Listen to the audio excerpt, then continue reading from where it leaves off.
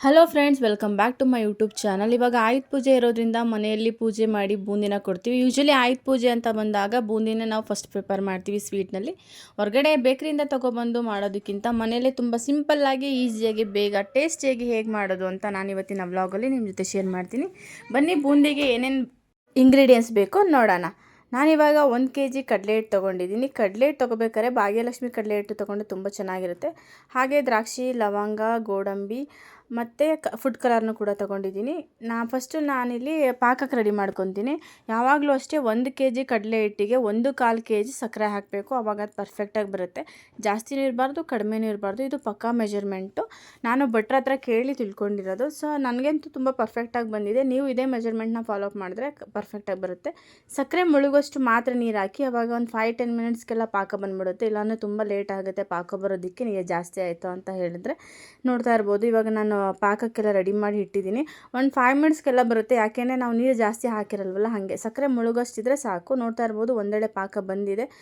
ಇವಾಗ ಇದು ರೆಡಿಯಾಗಿದೆ. ಇವಾಗ ಬೂಂದಿ ಬ್ಯಾಟರ್ನ ನಾವು ರೆಡಿ ಮಾಡ್ಕೊಳ್ಳೋಣ. ನಾನಿಲ್ಲಿ 1 kg ಕಡಲೆ ಹಿಟ್ಟು ಹಾಕ್ತಾಯಿದ್ದೀನಿ. 1 kg ಕಡಲೆ ಹಿಟ್ಟಿಗೆ 1/4 kg ಸಕ್ಕರೆ ಹಾಕಬೇಕು. ಒಂದ್ಸಲ ಗಂಟೆನಾರು ಇದೆಯಾ ಅಂತ ನೋಡಿಕೊಂಡು, ಗಂಟೆನಾರು ಇತ್ತು ಅಂದರೆ ಹೊಡ್ಕೊಬೇಕು. ಹಾಗೆ ನಾನಿಲ್ಲಿ ಲೆಮನ್ ಎಲ್ಲೋ ಹಾಕ್ಕೊತಿದ್ದೀನಿ. ಬೂಂದಿಗೆ ಲೆಮನ್ ಎಲ್ಲೋ ಕಲರ್ ತುಂಬ ಚೆನ್ನಾಗಿರುತ್ತೆ. ಹಾಗಾಗಿ ಲೆಮನ್ ಎಲ್ಲೋ ಹಾಕ್ಕೊಂಡು ನೀಟಾಗಿ ಮಿಕ್ಸ್ ಮಾಡ್ಕೊತಿದ್ದೀನಿ. ತುಂಬ ಗಟ್ಟಿಯಾಗಿ ತುಂಬ ತೆಳ್ಳಗೆಲ್ಲ ಕಲಿಸ್ಕೊಬಾರ್ದು. ನೀರನ್ನು ಸ್ವಲ್ಪ ನೋಡಿಕೊಂಡೇ ಹಾಕ್ಕೊಬೇಕು. ಬಜ್ಜಿ ಮಾಡ್ತೀವಲ್ಲ, ಸೇಮ್ ಅದೇ ಕನ್ಸಿಸ್ಟೆನ್ಸಿನಲ್ಲಿತ್ತು ಅಂದರೆ ಅದು ಪರ್ಫೆಕ್ಟಾಗಿರುತ್ತೆ.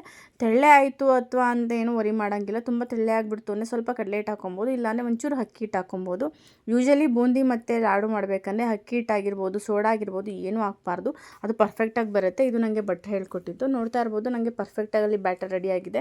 ಇವಾಗ ಫಸ್ಟ್ ನಾನು ಎಣ್ಣೆ ಇಡ್ತಿದ್ದೀನಿ. ಬೂಂದಿ ಮತ್ತು ಲಾಡು ಮಾಡಬೇಕು ಅಂತ ಅಂದರೆ ಎಣ್ಣೆ ತುಂಬ ಚೆನ್ನಾಗಿ ಕಾದಿರಬೇಕು. ಮೀಡಿಯಮ್ ಫ್ಲೇಮಲ್ಲಿ ಏನು ಇಟ್ಟು ಮಾಡೋಂಗಿಲ್ಲ, ಜೋರು ಫ್ಲೇಮಲ್ಲಿ ಇಟ್ಟು ಮಾಡಬೇಕು. ಒಂದ್ಸಲ ನೋಡ್ತಾ ಇರ್ಬೋದು, ಈ ಥರ ಹಾಕಿದ ತಕ್ಷಣ ಅದು ಬೀಳಬೇಕು ಕೆಳಗಡೆ. ಅದು ಬೀಳ್ತಿದೆ ಅಂತ ಹೇಳಿದಾಗ ಪರ್ಫೆಕ್ಟು. ಒಂದ್ಸಲ ಹಾಕಿದ ತಕ್ಷಣ ಫಟಾಫಟ ಅಂತ ಬಿದ್ದುಬಿಟ್ರೆ ಅದು ತೆಳ್ಳಗಿದೆ ಅಂತ ಹೇಳಿ ಅದನ್ನು ನಾವು ಸ್ಮ್ಯಾಶ್ ಮಾಡ್ಕೋಬೇಕು. ಹಾಗೆ ಈ ಥರ ಕುಟ್ಟಬೇಕು.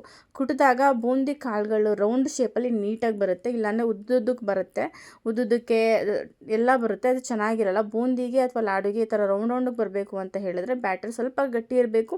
ಹಾಗೆ ನಾವು ಬಾಣಲಿಗೆ ಸ್ವಲ್ಪ ಹಿಂಗೆ ಕುಟ್ಟಬೇಕು.